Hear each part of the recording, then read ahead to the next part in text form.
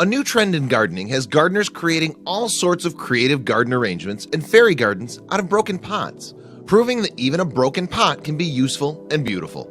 Such pots can be created either from the shards left from an accidental break or from a carefully planned cut. To cut such a pot, soak it and use a craft drill or file to create a weakened shape that can then be broken out with a hammer. Be sure to use safety goggles and an air filter during this step. Then fill the pot with planter soil and arrange the shards in the soil in any way you wish.